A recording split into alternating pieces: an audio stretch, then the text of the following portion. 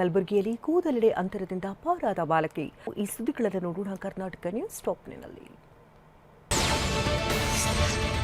ಬಿಸಿಯೂಟ ಸೇವಿಸಿ ಮಕ್ಕಳು ಅಸ್ವಸ್ಥಗೊಂಡಿರುವ ಘಟನೆ ಮುಂಡಗೋಡಿನ ಪಂಚವಟಿಯ ಪಿಎಂ ಶ್ರೀ ಜವಾಹರ ನವೋದಯ ವಿದ್ಯಾಲಯದಲ್ಲಿ ನಡೆದಿದೆ. ಫೆಬ್ರವರಿ 4ರಂದು ಬಿಸಿಯೂಟ ಸೇವಿಸಿದ ಬಳಿಕ ಜ್ವರ, ಬೇದಿ, ಹೊಟ್ಟೆನೋವು ಕಾಣಿಸಿದ್ರಿಂದ ಅಸ್ವಸ್ಥ 70 ಮಕ್ಕಳನ್ನ ಸರ್ಕಾರಿ ಆಸ್ಪತ್ರೆಗೆ ದಾಖಲಿಸಲಾಗಿದೆ. ಆರೋಗ್ಯಾಧಿಕಾರಿಗಳ ತಂಡ ಎಲ್ಲಾ ಮಕ್ಕಳ ಆರೋಗ್ಯ ತಪಾಸಣೆ ನಡೆಸಿದೆ. ಅಡುಗೆ ಸ್ಯಾಂಪಲ್ನ ಬೆಳಗಾವಿ ಲ್ಯಾಬ್ಗೆ ರವಾನಿಸಲಾಗಿದೆ. ಶಿವಮೊಗ್ಗದ ಊರಗಡೂರು ಬೈಪಾಸ್ ರಸ್ತೆಯಲ್ಲಿನ ಕಾರ್ ಗ್ಯಾರೇಜ್ಗೆ ಬೆಂಕಿ ತಗುಲಿ ಕೋಟ್ಯಾಂತರ ರೂಪಾಯಿ ನಷ್ಟ ಉಂಟಾಗಿದೆ. ಏಕಾಏಕಿ ಕಾಣಿಸಿದ ಬೆಂಕಿಯ ಕೆನ್ನಾಲಿಗೆಗೆ 100 ಸೆಕೆಂಡ್ ಹ್ಯಾಂಡ್ ಇಂಜಿನ್ಗಳು ಸುಟ್ಟು ಭಸ್ಮವಾಗಿದೆ.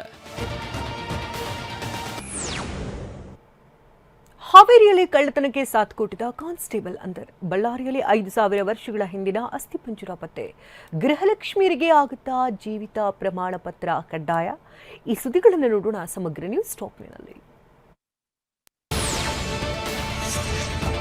ಕಳ್ಳತನಕ್ಕೆ ಸಾಥ್ ನೀಡಿದ ಪೊಲೀಸ್ ಕಾನ್ಸ್ಟೇಬಲ್ ಅಂದರ್ ಆಗಿದ್ದಾನೆ. ಹಾವೇರಿ ಜಿಲ್ಲೆ ಹಿರೇಕೆರೂರು ತಾಲೂಕಿನ ಹಳೆನೀಡುನೇಗಿಲು ಗ್ರಾಮದ ಮಲ್ಲನಗೌಡ ಪಾಟೀಲ್ ಮನೆಯಲ್ಲಿ ಜನವರಿ 19ರ ರಾತ್ರಿ 9 ತೊಲೆ ಬಂಗಾರ, ಅರ್ಧ ಕೆಜಿ ಬೆಳ್ಳಿ, 5 ಲಕ್ಷ ನಗದು ಹಣವನ್ನ ಕಳ್ಳರು ಕದ್ದು ಪರಾರಿಯಾಗಿದ್ರು. ಇದೀಗ ಬಾಗಲಕೋಟೆ ಮೂಲದ 5ರನ್ನ ಬಂಧಿಸಲಾಗಿದೆ. ಈ 5ರಿಗೆ ಕಳ್ಳತನದ ಪ್ಲಾನ್ ಹೇಳಿಕೊಟ್ಟಿದ್ದ ಕಾನ್ಸ್ಟೇಬಲ್ ಪ್ರದೀಪ್ ನಾಯಕ್ ಕೂಡ ಅಂದರ್ ಆಗಿದ್ದಾನೆ. ಬಳ್ಳಾರಿ ಜಿಲ್ಲೆ ಸಿರಗುಪ್ಪ ತಾಲೂಕಿನ ತೆಕ್ಕಲಕೋಟೆ ಪಟ್ಟಣದ ಗೌಡ್ರು ಮೂಲೆ ಬೆಟ್ಟದಲ್ಲಿ ಉತ್ಖನನದ ವೇಳೆ 5,000 ವರ್ಷಗಳ ಹಳೆ ಮಾನವನ ಪಳಿಯುಳಿಕೆ ಪತ್ತೆಯಾಗಿದೆ. ವಾರದ ಹಿಂದೆ ಉತ್ಖನನ ಮಾಡುವಾಗ 5.5 ಅಡಿ ಉದ್ದ ಮಾನವನ ಅಸ್ಥಿಪಂಜರ ಪತ್ತೆಯಾಗಿದೆ. ಮೇಲೆ ಕಲ್ಲು ಇಟ್ಟು ಶವ ಸಂಸ್ಕಾರ ಮಾಡಿದ ಸ್ಥಿತಿಯಲ್ಲಿ ಪತ್ತೆಯಾಗಿದ್ದು 3ರಿಂದ 5,000 ವರ್ಷಗಳ ಹಿಂದಿನದ್ದು ಎಂದು ಅಂದಾಜಿಸಲಾಗಿದೆ. ಉತ್ಖನನ ತಂಡದ ಸಹ ನಿರ್ದೇಶಕಿ ನಮಿತಾ ಎಸ್ ಸುಗಂಧಿ ಈ ಬಗ್ಗೆ ಮಾಹಿತಿ ನೀಡಿದ್ದಾರೆ. ಗೃಹಲಕ್ಷ್ಮಿ ಸೇರಿದಂತೆ ವಿವಿಧ ಫಲಾನುಭವಿಗಳಿಗೆ ಮರಣದ ನಂತರವೂ ಹಣ ಹೋಗ್ತಿದೆ ಅಂತ ರಾಜ್ಯ ಗ್ಯಾರಂಟಿ ಅನುಷ್ಠಾನ ಸಮಿತಿಯ ಅಧ್ಯಕ್ಷ ಎಚ್ಎಂ ರೇವಣ್ಣ ಹೇಳಿದ್ದಾರೆ. ರಾಜ್ಯದಲ್ಲಿ 1,44,056 ಫಲಾನುಭವಿಗಳು ಈಗಾಗಲೇ ಮೃತಪಟ್ಟಿದ್ದಾರೆ. ಆದರೂ 68,776 ಫಲಾನುಭವಿಗಳ ಖಾತೆಗೆ ಹಣ ಜಮೆಯಾಗ್ತಿದೆ ಅಂದಿದ್ದಾರೆ. ಹೀಗಾಗಿ ಈಗ ಕೆಲವು ಜಿಲ್ಲೆಗಳಲ್ಲಿ ಆ ಹಣ ಹಿಂಪಡೆಯೋ ಕಾರ್ಯ ನಡೀತಾ ಇದೆ ಅಂತ ಹೇಳಿದ್ದಾರೆ. ಗೃಹಲಕ್ಷ್ಮಿ ಫಲಾನುಭವಿಗಳಿಗೆ ಜೀವಿತ ಪ್ರಮಾಣ ಪತ್ರ ಸಲ್ಲಿಸುವುದನ್ನು ಕಡ್ಡಾಯಗೊಳಿಸುವಂತೆ ಸಿಎಂ ಡಿಸಿಎಂಗೆ ಗ್ಯಾರಂಟಿ ಪ್ರಾಧಿಕಾರದ ಉಪಾಧ್ಯಕ್ಷ ದಿನೇಶ್ ಗೌಳಿಗೌಡ ಮನವಿ ಮಾಡಿದ್ದಾರೆ. ನಿವೃತ್ತ ಸರ್ಕಾರಿ ನೌಕರರು ಪಿಂಚಣಿ ಪಡೆಯಲು ಪ್ರತಿ ವರ್ಷ ಬ್ಯಾಂಕ್ಗಳಿಗೆ ತಮ್ಮ ಜೀವಿತ ಪ್ರಮಾಣ ಪತ್ರ ಸಲ್ಲಿಸುವುದು ಕಡ್ಡಾಯವಾಗಿದೆ.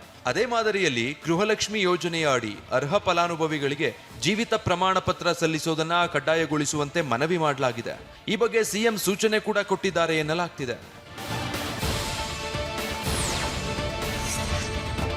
ಹುಬ್ಬಳ್ಳಿಯಲ್ಲಿ ಅಂತಾರಾಷ್ಟ್ರೀಯ ಗಾಳಿಪಟ ಉತ್ಸವಕ್ಕೆ ಚಾಲನೆ ಸಿಕ್ಕಿದೆ. 2 ದಿನಗಳ ಕೈಟ್ ಫೆಸ್ಟ್ನ ಕೇಂದ್ರ ಸಚಿವ ಪ್ರಹ್ಲಾದ್ ಜೋಶಿ, ಪರಿಷತ್ ಸಭಾಪತಿ ಬಸವರಾಜ ಹೊರಟ್ಟಿ ಗಾಳಿಪಟ ಹಾರಿಸುವ ಮೂಲಕ ಉತ್ಸವಕ್ಕೆ ಚಾಲನೆ ಕೊಟ್ಟರು. ಸಂಸದರ ಕ್ರೀಡೋತ್ಸವದ ಅಂಗವಾಗಿ ಗಾಳಿಪಟ ಉತ್ಸವವನ್ನು ಆಯೋಜಿಸಲಾಗಿದೆ.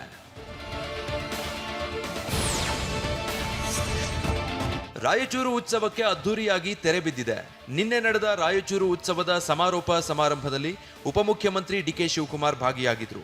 22 ವರ್ಷಗಳ ಬಳಿಕ ಆಯೋಜನೆಗೊಂಡ ರಾಯಚೂರು ಉತ್ಸವದಲ್ಲಿ ಭಾಗಿಯಾದ ಡಿಸಿಎಂಗೆ ಸಚಿವ ಎನ್ಎಸ್ ಬೋಸರಾಜು, ಸಚಿವ ಶಿವರಾಜ್ ತಂಗಡಗಿ ಹಾಗೂ ಸ್ಥಳೀಯ ಜನಪ್ರತಿನಿಧಿಗಳು ಸಾಥ್ ನೀಡಿದ್ರು. ರಾಯಚೂರು ಉತ್ಸವ ಹಿನ್ನೆಲೆ ಶ್ವಾನ ಪ್ರದರ್ಶನ ನಡೀತು. ಒಟ್ಟು 14 ತಳಿಯ ಶ್ವಾನಗಳು ಪ್ರದರ್ಶನದಲ್ಲಿ ಭಾಗಿಯಾಗಿದ್ವು. ವಿಶೇಷ ಅಂದ್ರೆ ಪೊಲೀಸ್ ಇಲಾಖೆ ಶ್ವಾನಗಳು ಕೂಡ ಭಾಗಿಯಾಗಿದ್ವು. 125 ಶ್ವಾನಗಳಲ್ಲಿ ಚೀನಾದ ಚೋಚೋ ಬ್ರೀಡ್ನ ಸಿಂಬಾ ಶ್ವಾನ ನೋಡುಗರ ಗಮನ ಸೆಳೆಯಿತು. ಜೊತೆಗೆ ಅಮೆರಿಕದ ಗ್ರೇಟ್ ಡೆನ್ ಬ್ರೀಡ್ನ ನಾಯಿ ಕೂಡ ಪ್ರದರ್ಶನದಲ್ಲಿ ಭಾಗಿಯಾಯಿತು.